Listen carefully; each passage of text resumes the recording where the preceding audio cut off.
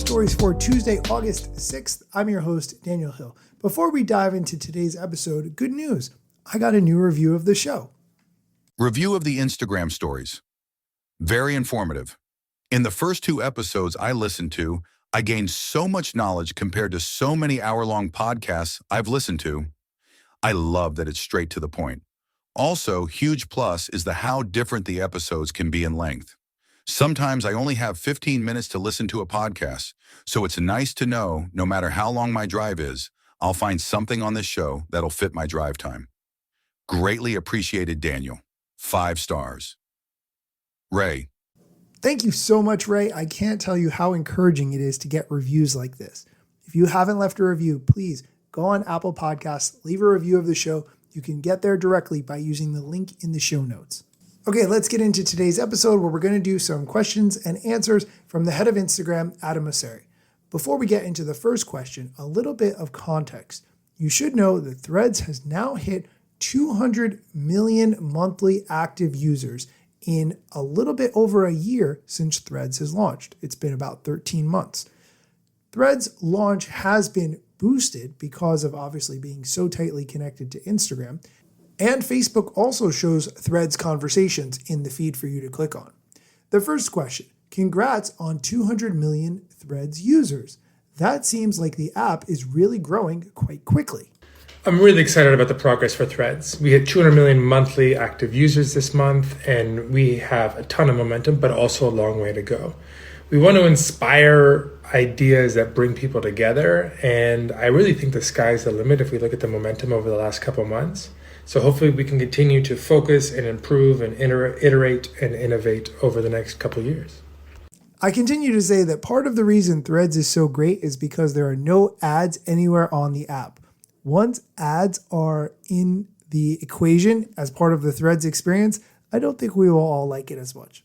The next couple of questions have to do with AI. As a reminder, Instagram launched some new creator AI tools for handling DMs, and it seems like the whole world is going more toward AI, partially because shareholders are demanding it, partially because it's the hot new thing.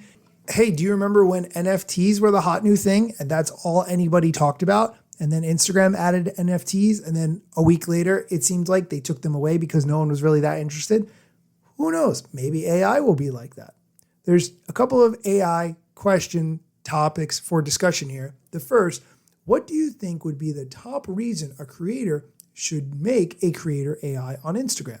So for those of you who don't know, we started launching the ability for creators to create an AI version of themselves in order to talk to people via DMs. And I think this is going to be relevant to people who get lots of questions. I get a lot of questions about how ranking works, what safety measures we have, what is shadow banning, what are the best practices.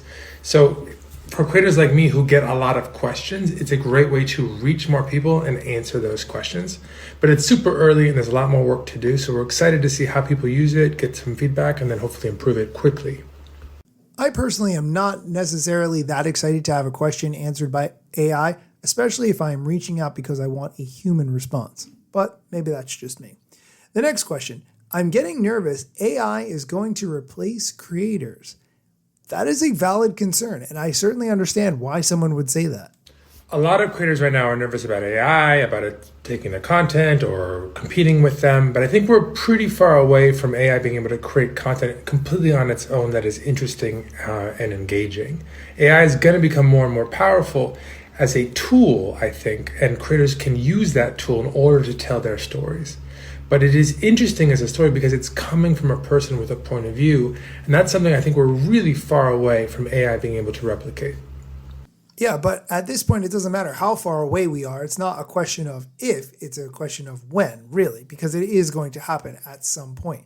I always think about the analogy of the people whose job it was to operate an elevator. Back in the day, I imagine that an elevator operator was quite a good job.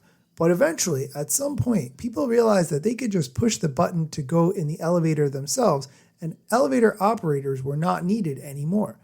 Those people who had that as a job eventually had to either retire or find different jobs. And I think that being a content creator will eventually be much like elevator operators. We're going to take a quick break. When we come back, we're going to talk about editing tools that are on Instagram's want list and uploading Reels to Instagram from the computer. Did you know how to do that? We'll get into it. Stick around. Oh, hey, welcome back. Did you know that it was possible to upload Reels to Instagram by using the computer? Of course you did, because you listen to this show and I've been telling you how to do that for a long time. But in case you didn't know, you can do it from Instagram.com. You don't need to necessarily pay for a third-party tool like Hootsuite or Later. If you want to, you certainly can, but you don't have to. The question, will it be possible to upload Reels on PC? I really want to. Go ahead, do it. You can upload a reel from your PC. If you just go to Instagram.com, on the website on the left-hand column, you'll see a little crate bottom on the left corner. That will let you upload a photo or a reel. And the last question we're going to talk about today, what's an editing tool on your wish list that you want the team to build? This is a really good question because it gives you insight into what the thought process of the Instagram team is.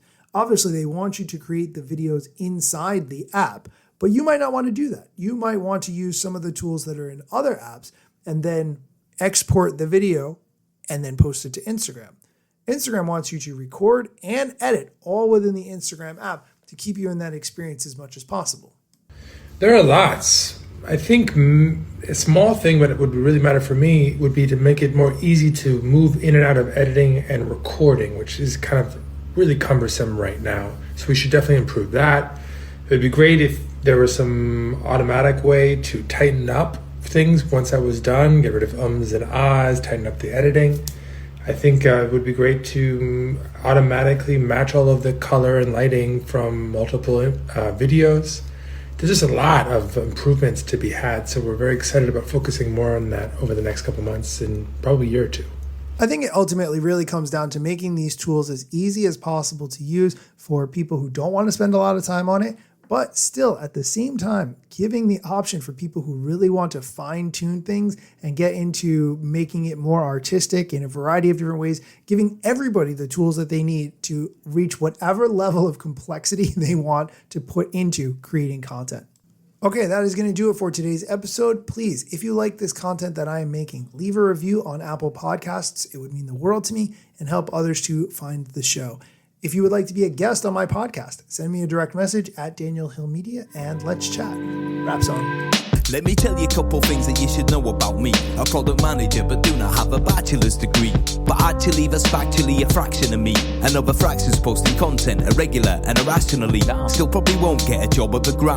They forgot, they don't know, or don't care who I am. That's why you never see me at the parties and events. My lack of followers must make me irrelevant. Don't have a course, a book to sell to make a bag of grand. Not a social media marketer, don't represent any brands. Plain to see, don't have an agency, but I got a lot of spam. Just putting in the work, without the glitz and glam. Won't catch me eating fish, unless it's shrimp or clam. No six pack, no risk that, there's a gym card in my hand. Don't have a full-time job, but I got a lot of plans. Stay plotting, dropping knowledge on TikTok and Instagram.